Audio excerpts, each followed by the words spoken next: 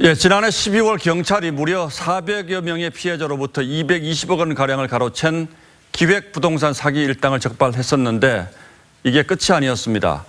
적발된 뒤에도 피해자가 계속 나오고 있는데 피해액은 모두 1,000억 원이 넘을 것으로 경찰은 추산하고 있습니다. 이게 어떻게 된 일인지 김태훈 기자가 추적 취재했습니다. 울산 시내의 한 건물, 꼭대기 3개 층이 모두 부동산입니다. 대표는 구속됐고 피해자들에 대한 보상은 이루어지지 않고 있지만 해당 부동산은 아직 영업 중입니다. 직접 들어가서 이야기 나눠보겠습니다. 내부로 들어가자 마치 호텔 로비처럼 화려합니다. 3명의 직원이 반갑게 맞이합니다. 하지만 경찰 수사에 대해 묻자 돌변합니다. 아시는 분들이 그쪽이랑 얘기를 나누고 싶어서 싸우실 것 같으니까 좀 막아주시면. 일당 중 또 다른 한 사람은 지난해 8월 이름만 바꿔 부동산을 새로 열었습니다. 여전히 제주도 땅을 팔며 성업 중입니다. 이 땅이 원래는 소유가 나는 땅인데 대구가 조례안을 걸어가고 이제 안 된다 이런 식으로 지금 행정소송. 하지만 이들이 팔아온 땅은 처음부터 개발이 불가능한 곳입니다. 지하수원 보전, 멸종위기 생물 서식지, 지구단위 계획구역 지정 제한지역 등 여러 규제에 걸려있는 상태입니다. 유명 업체와 맺은 시공계약서도 임의로 작성한 가짜였습니다.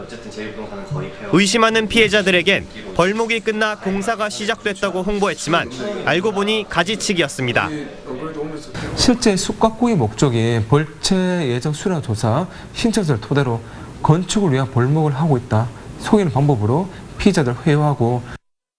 경찰의 수사에도 사기 행각이 계속된 건 다단계 영업을 했기 때문입니다.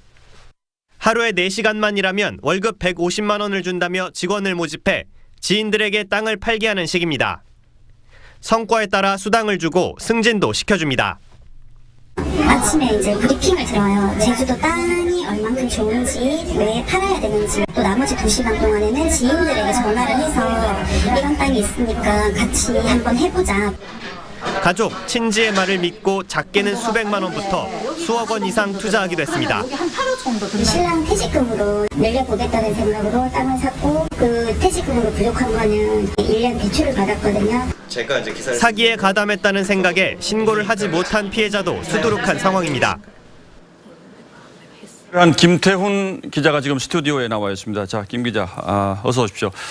지금 처음 경찰에 적발됐을 때 피해액이 220억 원이라고 했는데 굉장히 큰 돈 아닙니까? 이게 지금 회수가 됐습니까?